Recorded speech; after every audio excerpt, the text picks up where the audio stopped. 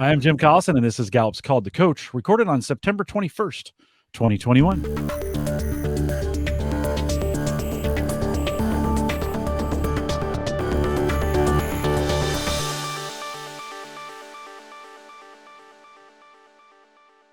Called to Coach is a resource for those who want to help others discover and use their strengths. We have Gallup experts and independent strengths coaches share tactics, insights, and strategies to help coaches maximize the talent of individuals, teams, and organizations around the world.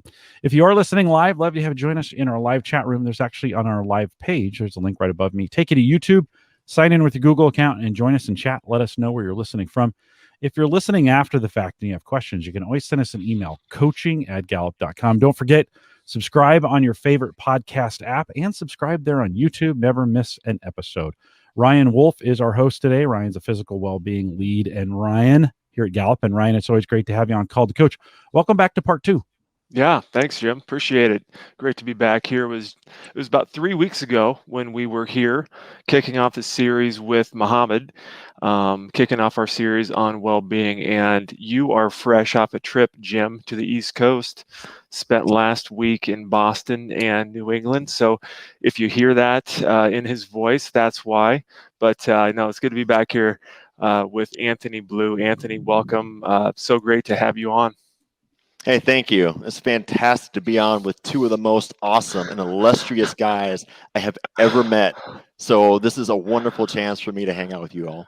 Nice. First time I've ever been called illustrious, so we'll take it. But you know, when Jim and I were putting this well-being series together a couple months ago, your name came up immediately as a person that would be perfect to come on here and to discuss the topic of well-being from your perspective, because you're a researcher and a database manager for Gallup. So there's a pretty good chance that for our listeners, if they've come across data or research or articles from Gallup on well-being, or engagement, or leadership, strengths, workplace, all of the above there that came from you and your team, and the time that you guys spend hunkering down, analyzing millions of data points. So I want to kind of start us on our topic with our new book, and we've got this new concept called net thriving. So I was hoping if you could kind of tell us a little bit about net thriving and maybe start with kind of how that metric came to be. Sure. So just want to first of all tell everybody, so my strengths, because people love to hear about strengths, my strengths are achiever, connectedness, learner, arranger, and belief. So that means you're going to be drinking from a pretty on faucet all the way throughout the night. My connectedness, I'm connected to you, I'm connected to the data, I'm connected to people doing well for themselves, and I love it. And my belief, it is fashioned in me. You cannot turn me from it. And so I believe in well-being, I believe in thriving, I'm engaged in all of this stuff. So, you know, Ryan, what's funny about this well-being stuff is that Gallup's been looking at well-being. Dr. Gallup was looking at this well-being way back in 1958. So this has been just a trail coming up this way. So we can learn and understand about humans, what they're going through, what their personalities are, and just basically how has the person become the best version of themselves. So let's just start there. Like, it's not just a name, it's not just a cool code, it's not anything like that. This is based on real people going through real things in real time. Like, that is huge. That is so important because we're measuring this every day in over 150 countries. It's so amazing that Gallup gets to be part of what's going on in the world. And one thing that we can help with is your well-being. Well-being is a massive, massive thing going on that many companies and many people are paying attention to nowadays. So let's just set the level. This is about not just about Gallup, but this is about each and every person here on this video cast, anybody that listens to us, anybody that participates in anything that's Gallup. It's about well-being. And definitely we want to talk about the best because Gallup stands for excellence, right? Is that right? We stand for excellence, right? So that's what we stand for. So of course we're going to talk about net thriving. We're not talking about the people sitting around and, oh, well, I don't know what to do about this day or that day. We're talking about how can you be at your best? How can you see yourself at your best? How can you be excited like I am right now? Like, I'm sitting in an awesome office in my wife's office with an awesome looking chair that's very colorful, zebra striped, and I'm still happy about that because it's loud and I can be happy with loud stuff. I am thriving. I am ready to go. You So are net thriving. Oh, I just represent it. It just flows from me, just who I am. So let me ask you a question. Wouldn't it be great if you could just take a good look at yourself, Ryan, sometimes? To kind of just figure out what's going on with yourself? Absolutely. Yeah, absolutely. Well, that's what net thriving is. We're going to take a look at yourself now and in the future at some other point, about 5 years from now. How do you stand? What are you going to look at? This is like your checkpoint. This is like if you're going to go to your bank and go check your balance and go, I have 0 in here. Hopefully, I have $5 in there tomorrow, and maybe in 5 years, I have $500 in it. Maybe I have 1 friend now, but I'm going to go into my work here, make some more friends, and in the future, I'm going to have 10 friends. I'm going to take a look at where I'm standing at today, and then what that balance can be later on, which is huge. So when we're looking at net thriving, we're looking at 2 massive questions, just 2 questions, okay? These questions have come from much study, much background, information, qualitative and quantitative research. We looked at predictable results. We looked at reproducible results. We look at organizational data, objective measures. We did all these things in order to come up with an awesome measure of what thriving is. So we're going to use 2 questions, 2 ladder questions. The first question is, on which step of the ladder would you say that you personally feel like you stand at this time? And the second one, it's on which step do you think you'll stand on in about 5 years from now? So when we look at the top 2, we call those, from 7, it's on a 10-point scale, from 7 and above, and then 8 and above for the future, we're going to call that net thriving. So what we're looking at is we're basically quantifying the difference between the best possible life and the worst possible life. So that's what these items are doing. It's basically a human check-in on where you're at, regardless if we're thinking about the 5 major well-being points or any of those. It's just kind of like an overbroad spectrum of where you're at. So we're looking at what we call the whole person. So it's not just a snapshot of one area. We're looking at all places. And we're looking at such research points as, did you have enough food? Did you have shelter? You feel personally safe on where you're at? You have a good job? Social status? You have enough money to do with what you need to? You have your own personal health? You have the health of your family? And really what we want to look at is like the current decision state of where you are right now.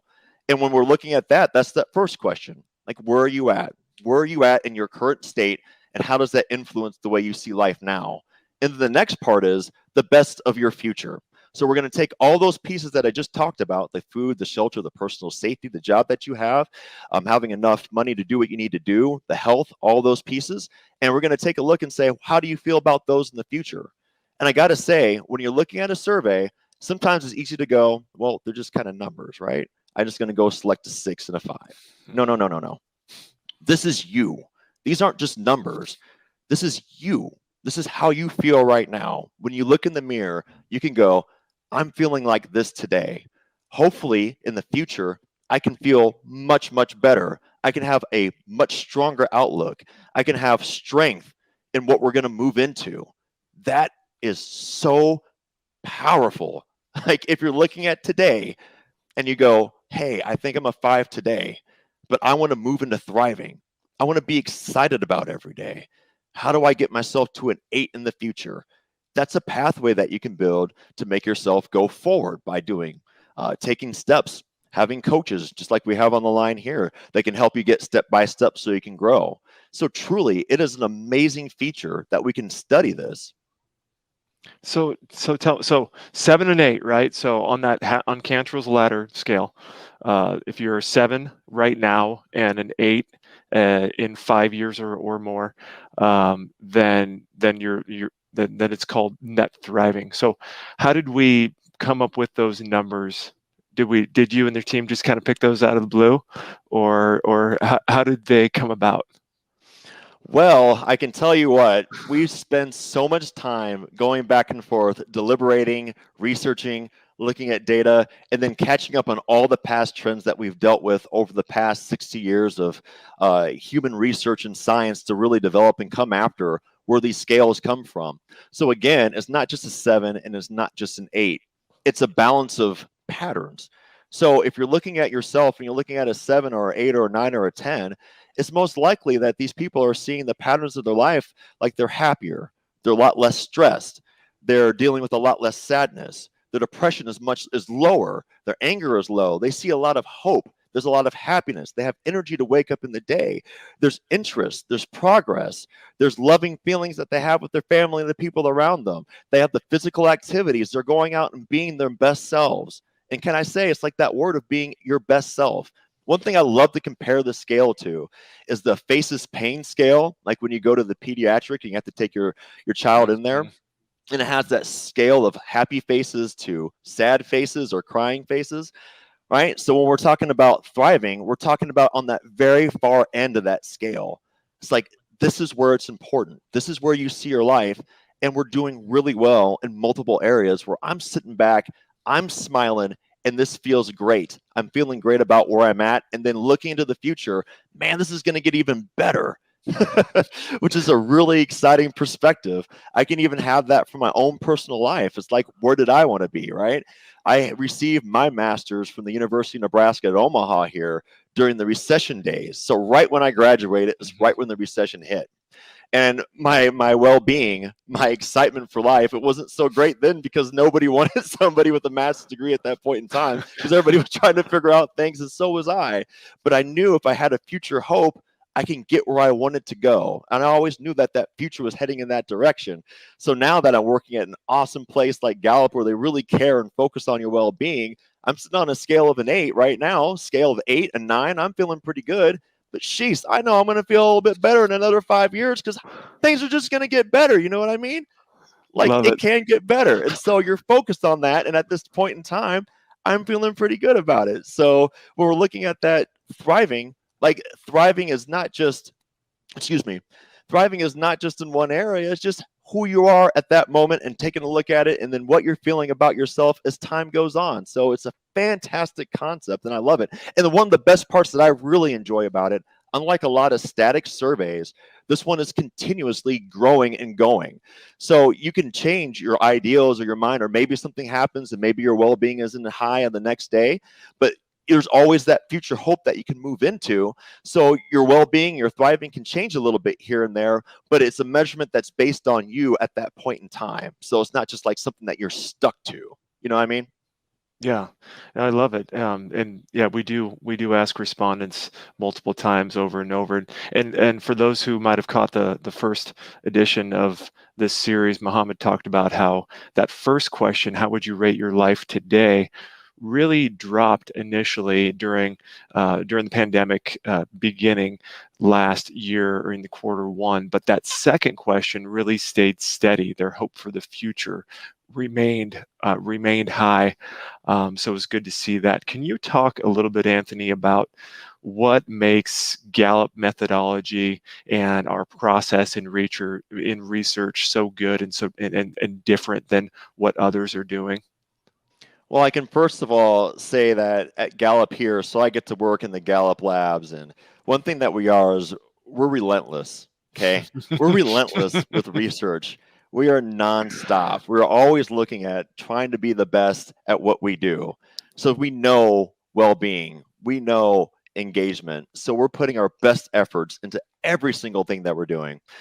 Dr. Gallup set up a pathway for us by saying there are 5 billion ways to lead a life and we should study them all.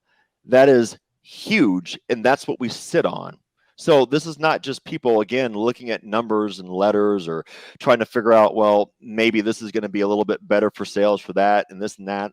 Like, these are real life humans that are sitting back, people like me, that were looking at this data, and we know that these data points represent people, they represent us. Like, we're taking the scales ourselves so we can even understand it ourselves. It's personalized. Everything that we do is very, very personal. We agonize over data. We research. We look at current trends. We look at past trends. Look at where things are going. We look at what's being said in the social sphere. We look at what's being portrayed and put out there on the news.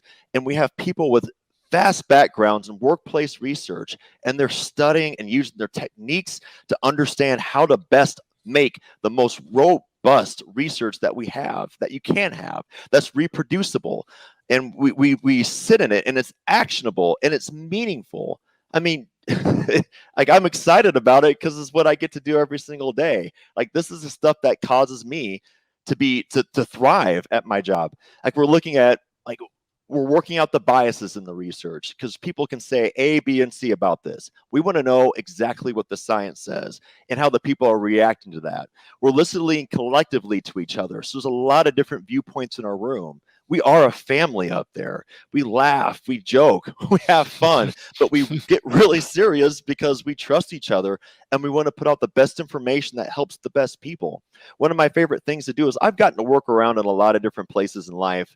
And I love working at Gallup because the people that we get to study and the people that we get to answer our surveys, like, those people are me. It's a very personal message for so many of us, because that's where we came from. We came from a service industry. We had to work in an office space, particularly where we're serving, and we've been through those different places in life.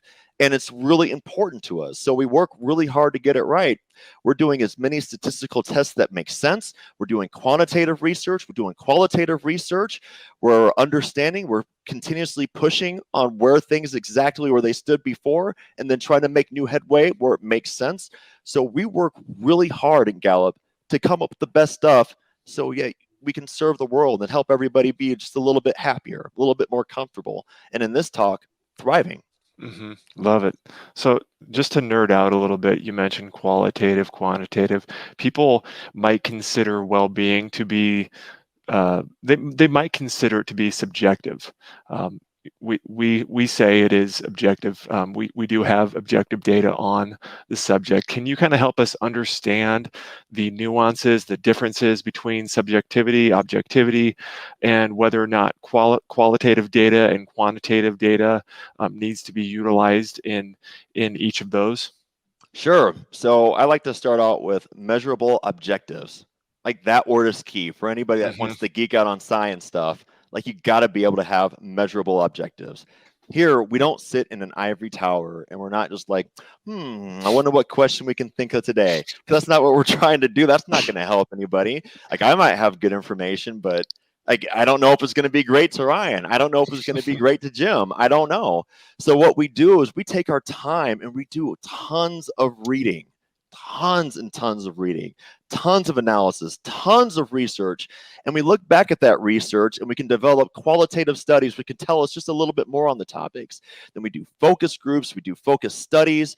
We have our panel that we can put information on, as we can take a look at items and make sure they work. We do tons of testing once we get there. And then once we monitor that, we write our papers. We go through the company, see if it makes sense to other people. We check out what it looks like in the marketplace, what other people are talking about, other researchers are talking about. We add it to our own data. We added our perspectives from our Gallup scientists, which are outside of Gallup, and we put all this together, and then we begin to develop our sciences. So it's not something that's subjective. This is stuff that we all live with. This is stuff that we all go through. It's not subjective when you're asking, do you have enough food to support your family, for the next week? Or if you have enough money to pay your medical bills for the next week. Like, that's not subjective. That's extremely objective. Things that, if we're seeing that rates of alcohol is going up, maybe there's an issue in a place of an area that we need to understand and research. And sometimes our well-being, our real being research, or our engagement, or something that can help understand that information is there. So there's a lot of pieces that we take our time, we really research, and we really take our time to understand and make sure that our points they're objective, because we just don't want to feed anybody anything. Like, this is, again, this is extremely personal for us. This is about change. This is about helping. We don't want to just say, oh, well, this is great to me. We want to make sure it's great for everybody. Can you go into a little bit more detail about the panel? What is the panel? Explain to our listeners what the panel is and how it serves its purpose. Yeah, so at Gallup, we're very blessed to have certain types of questions go out to a field or a group of people that's representative for the United States workers. So if you want to work like with the BLS, the Bureau of Labor Statistics, where they report on anything in the United States that's going on, from well-being to workplace trends, like, we have a panel that we work with that also do the same types of things and answers different types of workplace questions, so we can really get the pulse on what's going on around America with its workers, whether it be full-time or part-time, and within so many different industries with different job types, so we can really speak to the common person. The idea is that we want to help people. We want to exact change and understand what's going on with people. So our panel is a very, very special, as we get to work with them over. We've worked with them for so long. It's a great resource for us to get the tap in the pulse on what's happening. Yeah, that's great. And to our listeners out there, I would highly recommend checking out news.gallup.com. That's where you can find panel research. The best of the best research that Anthony and his team's doing gets put there, and you can see data, graphs, a lot of great visuals, and then stories behind it. We have great editors who just kind of paint more of the picture with words, and it comes out in really great articles that are useful, meaningful, and actionable. So good place to check out kind of the products of what Anthony's doing each day with his partners in both the research and the editing team. So Anthony, want to talk about kind of what your favorite parts of your job are. So what parts of your research, whether it's well-being or engagement or strengths or anything else, is the kind of the most personally moving for you? Well, I can tell you what, I am really excited just about how here at Gallup, we really want to work with you on your journey, just the journey of life. The journey of life is amazing and different for so many of us, but yet there's certain patterns and pieces that we can think about and we can talk about that possibly make that journey a healthy and exciting journey, one that you can thrive in. So for me, I really love the ability that there's change because of what we do that can exact and help people become stronger and thrive in their life. Like, my wife is a health coach and she loves to talk about thriving. And when we get going back and forth, like, it is a nonstop of, oh my goodness, people will feel so great. They're going to feel so good when they walk in their office and their manager's like, hey, hope you have a great day today, when they didn't do that before. And that person's like, yes, I've been finally waiting for somebody to pay attention, Or if they're like, you know what? I'm gonna feel good today. I'm gonna put on my best clothing and I'm gonna do a little workout and feel good. I'm gonna shake out my clothing and feel great and iron. Like, I want to do that stuff, and I'm excited to be a part of anything that gets people to change in such a positive way and to have that influence. So when you talk about excitement, oh man, we have so many things going on. Like, from the Gallup Labs, we are talking about the important topics of ESG and DEI here at Gallup and in the workplace out there. We have all of our well-being researchers is becoming so popular, and thank God it's finally taken track and people are holding on to it, knowing that they're not just employees, but they're lives that deserve a chance to thrive. Like, why wouldn't they, right?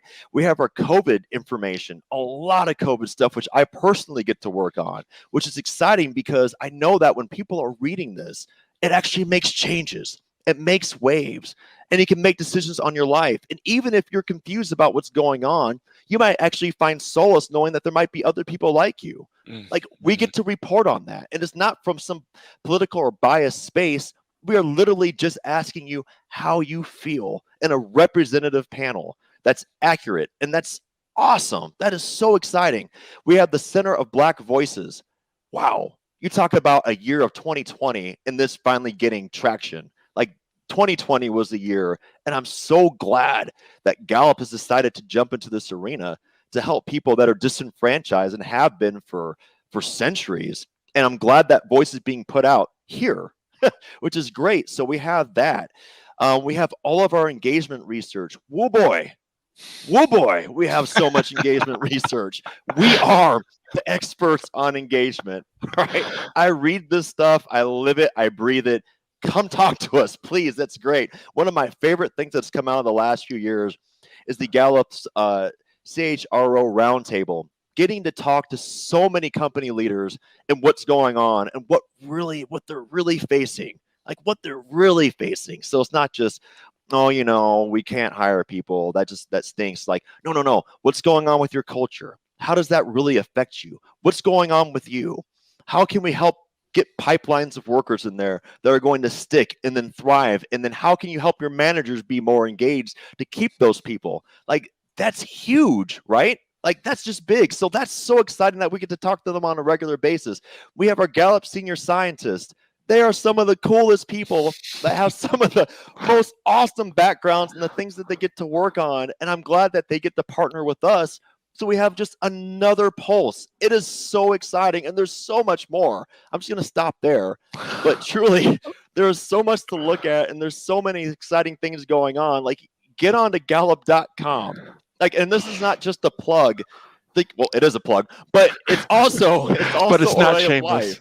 It's not a shameless plug. Yeah. So there's so much going on there. I'm telling you, just take a look, subscribe to it. I subscribe to it. And I get something in my mailbox. I'm like, oh, I don't have any time in the day, but I got to take time and read this because this is going to matter on. This is going to matter today, or maybe it's going to matter in a few weeks, but this is going to matter. Okay. And these things aren't like they're like 40 pages long. It's good, objective, quick articles. They're not biased. They're just going to give you the information that comes from the data with some of the information that we know about workplace and what people are going through. So I find it so exciting and motivating. And might I say, like, when we're talking to coaches or anybody that's using any of this Gallup material, I just got to say, it's like Gallup is a great place for having so many touch points, so many listening voices, so many listening boxes throughout the United States. Like, come be with us. Come hear us, and then talk with us too, because we want to hear what's going on. We want to know what's going on out there. And like, for the coaches that are listening, I just got to say, like, I feel like it's wrapped up in just a couple things. Is just listen. That's what we do. We listen. We listen to the individual, just like you do. You listen to the individual and engage them. Whether it be like these people, like, these aren't just, again, they're not numbers. They're friends. They're families. They're employers, they're employees, they're partners, they're people on the street. Like, if you watch The Matrix, Mr. Anderson, he was helping people carrying groceries, and like, those are the people that are taking these surveys that we're trying to understand in one fantastic piece of information to try to give to you so you can help make their lives better. Because as a coach, like, that's what you want. Like, and that's like, why wouldn't you want to read this? This is a great place to start. Like, we've been challenged to read it. We've been challenged to read our stuff because it's so good. It's so rich. If you want to help people, like, this is a great place to start. And I'm telling you, especially with career and with social well-being, like, those are two massive, great areas to start with. So when a kickoff is like just digestible steps, how do you listen to them? Then how do you engage them at each of these steps? So I just love it, man. There's so much that's motivating me. I can go on and on and on. Yeah, Jim and our listeners, I dare you to find a researcher who beams more with this amount of purpose and well-being and authenticity. So I love hearing all about this and how our research really is driven by human beings that care and that know what's going on in life, and they don't just sit in SPSS all day. And not actually understand what else is going on out in the world. So, but you also do some hard things, Anthony. Can you talk about kind of the difficult parts of your job, like the parts of your research that you're most proud of, that are kind of your most painstaking moments that are difficult, where you really have to draw in your achiever? Well, I feel like I have to draw on my achiever every day at Gallup, because at Gallup, you achieve. This is what you do. It's the culture of work hard, play hard, right? So we work really well together. We have many deadlines that we have to work against because we want to get the freshest information out to everybody. We want it to be fresh. We don't want to sit on it for 2 years and like, oh, hey, what you thought about what happened in 2019, isn't that cool? like that's nice to have out there, but we want to be representative. And the thing is, to be representative, it's going to take time. It's going to take analysis. It's going to take looking through the data and analyzing. I can tell you about days of sitting through and working with Chief Scientist Jim Harder and going, row by row by row, understanding the different data points, and then going back and forth. It's like, well, does that make sense in this degree? Does this make sense in that degree? Oh, no, it doesn't. It doesn't. So let's go relook at that. Or looking at the surveys, I'm working with, with Ben Wergert here, one of our chief scientists as well, one of our scientists as well. And we're working through surveys, and we're going to spend days and days and days making sure that we're going to get this right. So it's a lot of going back, a lot of going to research, learning what we've learned already, but knowing that we also need to push things forward. What do people need to hear on a daily basis? We're looking at that. So there's a lot of connection points, and we have to work with a lot of smart people to get things done in the best and most timely manner that we get to do that. And I got to say, something that I'm very proud of in my own personal work that we do a lot of this in is in our meta-analysis. Now, for some people, they've never heard of that word. For others, like, yeah, that's a pretty big deal. So we got to work with the late, great Frank Schmidt, the father of the meta-analysis. So he is, I believe he is the most published person, period, out there in research land. So that's a pretty big deal. Yeah. He's the father of the meta-analysis, and we got to work with him. And through our research, we have produced many different types of meta-analysis. And just like a really quick definition of it, not to get too dorky, but for our meta-analysis, it offers a lot of advantages because what we do is we take a ton of individual studies. So these studies are based with outcome data. So it's not just, again, we're not making up data points and going, oh, here's something I think is cool, this works, and then we're going to publish the study, and the study is out there and people can read it and take it. No, it's not what we do. We take reproducible information. We take such things as like financial measures, measures of productivity, measures of patient safety, measures of regular safety, measures of turnover, all those pieces. We're looking at actual measures from actual companies that we work with. And might I say that again, because I'm so proud of this point, that we work with the companies that we're producing the data from. So this is not just like a market survey. Some of the other companies you're going to get a market survey. We actually, let me say it big time, one more time. We actually work with the clients that we're getting the data from. So this is their data. This is from them with our measures that we've been researching since 1958, and we put those together to create our meta-analysis studies. So we're taking, instead of just one study, we're taking a lot of studies. So for example, I believe in our last study, we had over 270 different data points that we were working with, where many people, when they're running a meta-analysis, they're getting like 10, 20 maybe. Like, we are running massive meta-analysis. We got to talk to one of the authors of the technology, and he said, and I quote, "Nobody else does it this big anywhere else." Like, that to me is a badge of honor. That shows that we're doing the work. We're fighting hard for this information, and it's good data. So basically, we're taking a whole bunch of studies, we're pulling them all into one place, and then we're testing them using a statistical method that gives us a strong and strength in the statistical power of what we're studying. Hey, buddy.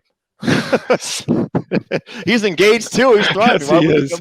I think he heard your voice. Yeah, for sure. Everybody's hearing my voice.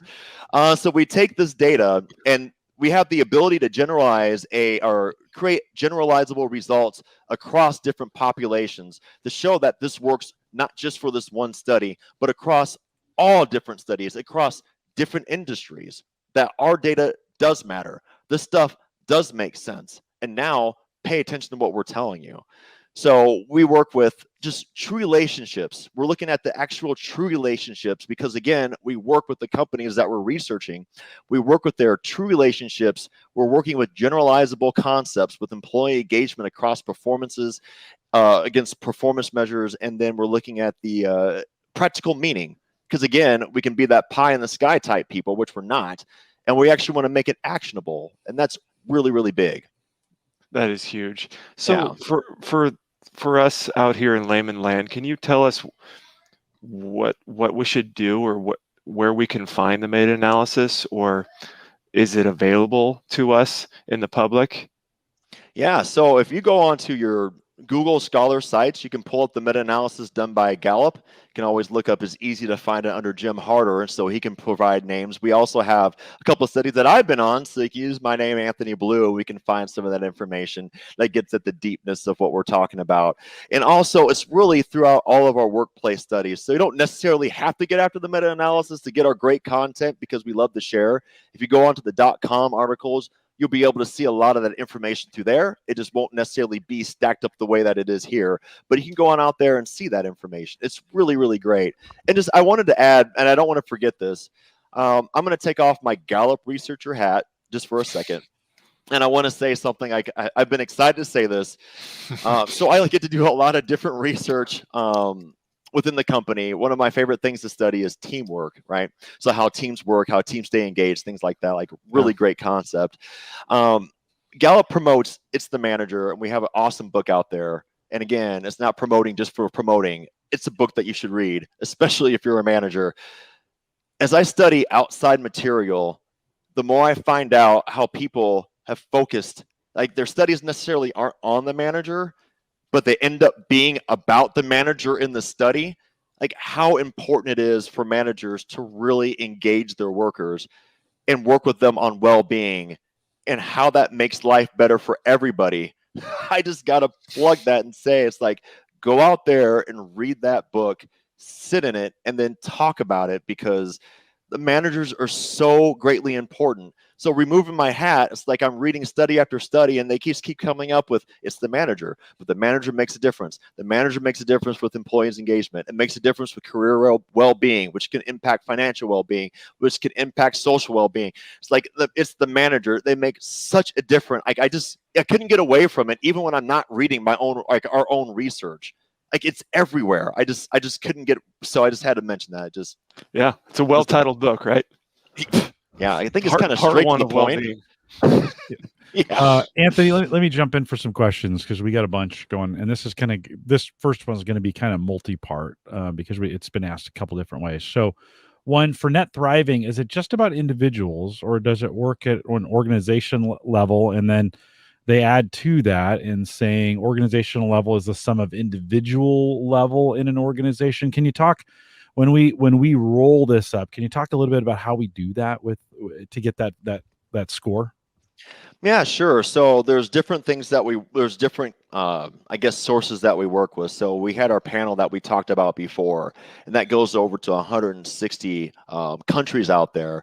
And so we're researching individual results, and it could be depending on the way that we cut it and depending on what's representative. So we have that on the panel. And then we also do our client work within our company, or within the companies that we work with.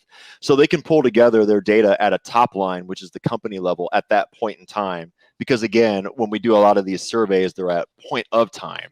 So when we're running the engagement data, many of the times that we can run the well-being as well. And then you can get the information to understand like what the company blueprint looks at that point in time. So it's like, I'm going to survey Gallup on May 22nd. You get your results back, and you can look at the overall line of what that company is going through. And one of the best parts about it, because you just don't want to look at it just by itself, it's a good chance like we can compare that to like your records of your well-being records. Like, do you have a well-being and wellness plan that's already set up? So are those that are participating in those programs, are they actually, like, is their well-being higher? Are those ones that are participating in the 401k or areas like that, to actually see like what's going on with it, not just saying, well, yeah, here's my company, that's great, but like, what does it compare to? And then also knowing in the background with our own sciences, like, this is kind of where you're at, this is where you need, or this is what we see, and maybe here are some things that we can improve on with your well-being. And I would say, if you're reading one of our articles, or if you're reading one of our reports and you're interested, usually in the back there's a big section that talks about when this was done and how it was done and where it was selected. And I know in the State of the Global Workplace report, the new one we did, there's a whole section on that of giving some industries and where did it come from and what areas and what regions. So we footnote. You want to add anything to that, Anthony? Yeah, for sure. We are methodology heavy. So we actually employ methodologists here, as well as we have statisticians and people that work hardcore in data. So when we pull up data, when we're working through the data, we're always building methodology pages in our presentations to make sure to show people like what we're doing, because we're not hiding anything. We're putting it all out there for you to see. So if there's questions, many times in our articles, especially the ones that come from, like, for example, the COVID ones now, a lot of that will have the information on exactly who we were surveying, the point in time, how we used it, what the samples were, pieces like that, just so you know what we were doing. And when we're working with the companies, they already they know, but we tell them up front what we're looking for, if we're controlling for anything, where we're doing business impact analysis, all those pieces. So we keep it really above level so we can work with you to help you understand what your employees or what people are going through in the organization. We had Mohammed Yunus on the very first session, and he does the Gallup podcast. You'll often hear the results of what we've done in our research in the guests that they have on the Gallup podcast. So if you want to cheat like I do, I spend most of my time listening to the summary of it on the Gallup podcast. And it's just a great way if you're busy in the car, on a train, commuting or not commuting. Maybe you're walking the dog now a little more often than you were before. A great way to keep up with everything that's going on is through the Gallup podcast as well. Lisa asked a great question, Anthony. I want to see if you got the answer to it. For net thriving, how does serenity and living in the moment fit in? If someone responds 8 to both questions, we often say, as we look at the difference, it's a 7 or above. For today, it's an 8 or above going forward. And we have to, sometimes we think, well, if I'm a 7 today, I have to be, for hope, I have to be an 8 or above going forward. How does that fit in? If I'm 7 today and I'm thinking I'm 7 5 years from now, what does that mean? Sure. So with these items, it's really important to know that, again, it's not just like a 7 or an 8. It's where you stand at that point in time, how you feel about yourself, where you're at in your area. So there's a lot of things to consider, but it's a lot to consider with yourself. So it's like, do you feel like you're thriving in these areas? Do you feel not stressed? Do you feel engaged in your work? Do you feel comfortable on where you live?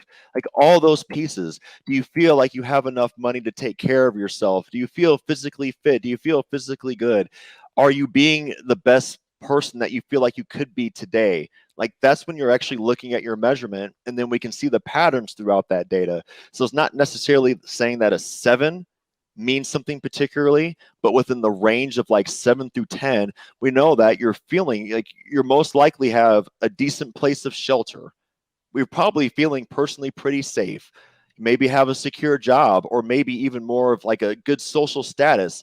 So it's more of the feelings than the ideas. And then when you're looking for the future, for most of us, and psychologically speaking, it's like sometimes for many of us, it's like the best is yet to come.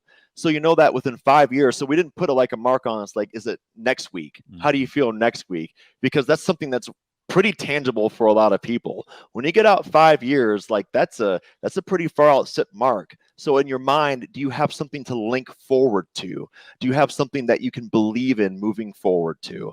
So I can't say that like moving from a 7 to 7 is bad. I can't say any of these measures or whatever mark that you put is bad. Hopefully there is a place for improvement, and that you can see life getting just that much better for yourself. We spent a bunch of time this spring when we launched the book, Wellbeing at Work. We spent a bunch of time. I interviewed Jim Harder on the book as well. Might be worth it if you're coming to this topic right now and you're kind of thinking, oh, I want some more information on this. We have a lot of release webcasts from the spring, so spring of 2021, that you may want to go back and listen to. Some pretty great insights as well coming from Dr. Jim Harder, and some really, as we think about these, and Anthony, this idea when we think about that ladder of best possible, a 10 is the best possible life, right? And a 1 being the worst possible life in that. And I get a lot of questions around what's the definition of that. What I'm hearing you say is, how are you feeling, right? Is it that simple as thinking about, how do I feel about that right now? And why is that important? Yeah, exactly. See, that's the that's the kind of simplicity that I hope that we offer with what we do at Gallup. It's not just, again, about the numbers. The numbers are extremely important. They help tell us tale. But when it gets down to it, it's about you and where you're at and how you see your life. Like, I would love it if everybody was sitting at a 7 and moving up to an 8. You know, I would love it if people that were at a 5 were moving up to a 9.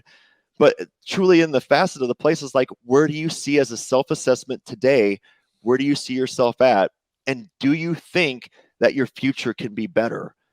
So I'm not going to say that being a 5 is bad. I'm going to say, wow, okay, so time to take a look at yourself. Now, what can we do to get you up to the next number? What can we do to get you up to a 6? What can you do for yourself to get up to a 7? So hopefully when you look back in another 5 years, you're like, wow, I began on this amazing journey. And I started back 5 years ago and I changed A, B, and C, D about myself. I work with a coach. These coaches are great and they help me take step by step by step, because that's what my wife does with me. She's my own personal coach. She's my own personal life and health coach, okay? And she makes sure she keeps me on the path. And when I look back, I'm like, oh man, like I did that. Like, I cannot believe I was trying to just lose 15 pounds. And she actually taught me about taking care of myself for myself, regardless of how I look, because I want to feel good in the morning when I wake up. Like, that is what a coach does. And so let me focus on those areas. It's like we get so caught up sometimes, I think, in these really tangible numbers, when actually your life is what's tangible. It's like, what can we do to move you forward? Yeah, Jim, we're 2 for 2 here. Mohammed said for the sure. same. Mohammed said the same thing actually last few weeks ago. He's a good guy. He talked about how, yeah, he is. It's wonderful. Talked about just what you mentioned there, Anthony. He said it really doesn't matter exactly where you're at, what number you're at right now, but it matters more about where you're heading and what numbers you might rate yourself in the future. So if you feel like you're maybe not thriving, if you're struggling or suffering, then get that coach and identify areas in your life that you can start making small steps and improvements on.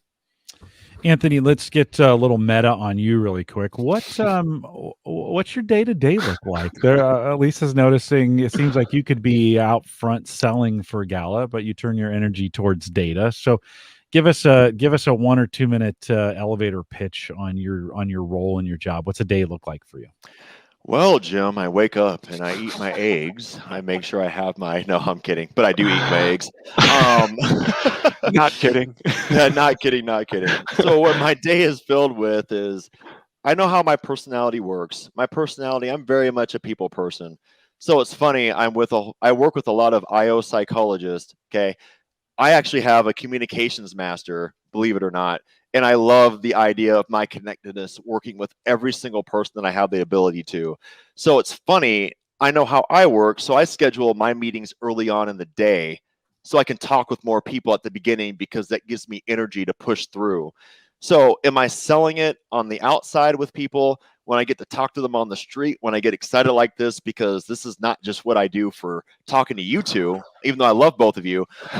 This is who I am. And so I do this with the data. Like, when I go back and forth, I wake up, I get out there, I have my meetings early, we have fun, we do hardcore discussions, we work through the data. I'm looking at it, I'm like, I really care about what we're working with. I'm connected to it hardcore. My coworkers are connected hardcore. We review as much as possible. I set my evenings up and my afternoons for writing because of breaks and how people take their schedules. I take my time for writing and reading towards the end of the day, and then I come home, play with my kids, and hang out with my wife.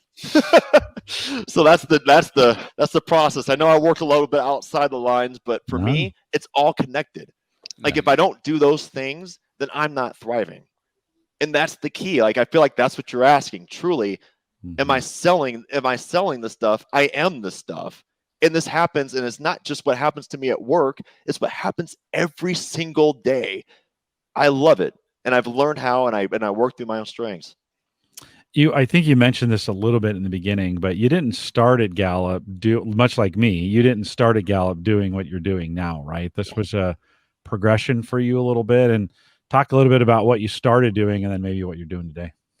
Right. So it's funny how life takes you and the decisions that you end up making and how that impacts you going forward.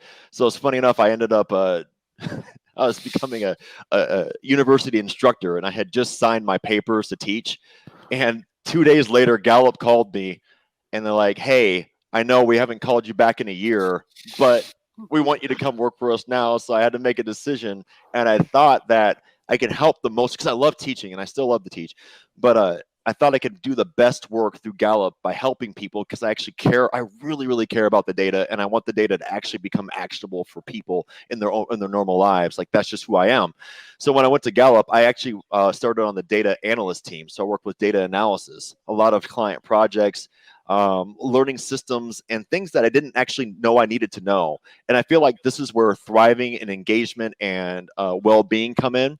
So I had an idea of where I wanted to be, and I wasn't necessarily doing that very thing. To be extremely candid, I wasn't doing the very thing that I thought it was going to do, but I had no clue that the building blocks would be built for me to do even better and more stuff later on in my career. So after doing a lot of data analysis, and I got to learn coding, which I never thought I would learn how to do. I took a lot of stats classes. I got to learn like the underground stats and how to work with hardcore data, because it's fun. You come out of you're in grad school, and the data sets are like, oh, this is easy. This is clean. Everybody gives 4s and 5s. Like, this is great science. And then you get into real sciences, like you got to work with the missing data. You got to calculate, kind of on the fly, and then make sense of it on the fly, and put your research methods to it. So I got to learn a lot of that from being a data analyst. And then I got to move up to the practice team, which is where I work now. And with these awesome people that are extremely engaging, that taught me so much, I got to move on and work in so many different places and so many different realms within Gallup. I get to work cross practice, and I get to do some of my own fun stuff, as well as work on some of the biggest projects. And it doesn't always have to be big projects. Sometimes I get to work on small stuff that I'm just as passionate for, and I got to learn so much. So my engagement's turned up all the time because I'm constantly learning and I'm constantly growing. And that's what gives me the ability to keep moving. So like, I don't even see it like it was a different job. It was kind of a stepping stone to get to the next, to get to the next, to get to the next. So if I look back 5 years ago, I wasn't doing the same thing 5 years ago as I'm doing now, but I can tell you what, it's just gotten better. It's just gotten that much better. And I look back, I'm like, thank God I partnered with these people. Thank God that they gave me the ability and the chance to work with this. Like, it's exciting. It's what a path. What a change. Well, it's always exciting to hear that. I know the other record that you've set is that this is maybe the most energy we've ever done on a call to coach in the 8 p.m. Central time slot. I've done a lot of late calls. You've kept me interested, and you've made data kind of exciting. It can be a little, sometimes it can be a little dry, and you've brought it. Ryan, any final questions from you, and then let's wrap it. No, and I just got one more, I think, Anthony. Can you just tell us what we can look for in the future, stuff you're working on right now that maybe in a month or 2 months or later in the year that we might see come to fruition? Well, I just got to say, we work on so much, and there's so much material that Gallup produces on a day-by-day basis. I think the work that I'm probably the most proud of, that I'm attached to, is anything to do with the COVID data, like anything to do with COVID during these days. Yeah. It's a pandemic it's made a difference in all of our lives. It's made us shift. It's made us change. There's just been so much that's happened. And I'm very connected to it because I care about the people that are receiving the data. And hopefully it can give them some type of solace to know that if you're confused, if it doesn't make sense, like, come read the .com articles, like, come and read those. And you can see people that are like you, and maybe they don't know what's going to happen next. Maybe they don't understand what companies or what jobs are going to look like, are these pieces, but we're looking to provide some solace and answer. We're looking to explain what's going on using not just what's happening today, but what we know of times past, of what we know of recessions, of what we know of troubles in other countries. Because again, Gallup is surveying all over the world. It's not just the United States. Like, we're everywhere, and we've been everywhere for a very, very long time. So we're not coming up with anything new. We're using all this past research to tell you, like, this is what we're seeing now. And then you can apply that to your own life, especially if you're a manager or if you run your own company or something like that. Like the results that I get to work with every day now that I'm personally attached to, like this stuff makes a difference to the real person. This is not just for like, people sitting off in a tower somewhere, or this is made for every single person to help you be the best that you can be and work through these very difficult times. Ryan, let me kind of just bring this full circle and just kind of share, today we launched a brand new report. We partnered, Anthony talks about where our customers are, our clients are our data source, right? And WholeLogic, who we interviewed back in the early summer, I want to say late spring, early summer, on Call to Coach. They're a client of ours as well, and we work with them on that. But brand new future of women in the world and in women's health. The WholeLogic and Gallup recently released results from the first ever WholeLogic Global Women's Health Index. We're pretty excited. That just launched today. I think I would be remiss. Anthony, did you get a chance to work on this at all? You have your fingers in this report? I didn't, but some of my great partners did, and I know they took their time and their care when they're putting together this massive, massive launch. So kudos to them and all that hard work that they produced. Ryan, let's thank Anthony, and then we'll head out. Anthony, thanks so much for being on here. Our second edition of our 5-part series. Obviously, a ton of passion and a lot of purpose and strengths are just kind of oozing out. So thanks so much for sharing that here with us today. And Jim will be back in a couple more weeks to give everybody the 3rd edition of the series. Yeah, we're excited for that. Anthony, thanks for joining us. I knew when we chose to have you on, you were gonna bring it and bring it all. So thanks for bringing it. I appreciate it. Well, thank you for letting me be part of the most handsome hour that I've ever been a part of. So thank you, guys. It's all you, my friend. It's all you. Absolutely. So, with that, we'll remind everyone to take full advantage of all the resources we do have available on Gallup Access. And so if you haven't been out there in a while, head out to gallup.com/CliftonStrengths. And when you sign in, you'll go right to your strengths dashboard. We talked a lot about the news page. Go to gallup.com/news. They actually have a topics A through Z page that has a lot of very helpful things in there. If you haven't been out there in a while, get familiar with it. There's a lot of great research, a lot of stuff to kind of keep you busy reading and thinking about the data of today. So head out there and get that done.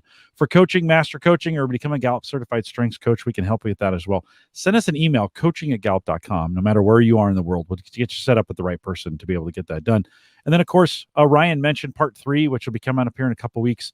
I have yet to post the invite for that, so there's still time to follow us on gallup.eventbrite.com, and you'll get an automatic notification whenever I post that out there so that you do not miss that episode. You can join us on any social platform by following us. Just search Clifton Strengths. That'll get you just about everything that we do. We want to thank you for joining us tonight. I know the chat room enjoyed it. Thanks for your participation and all your questions.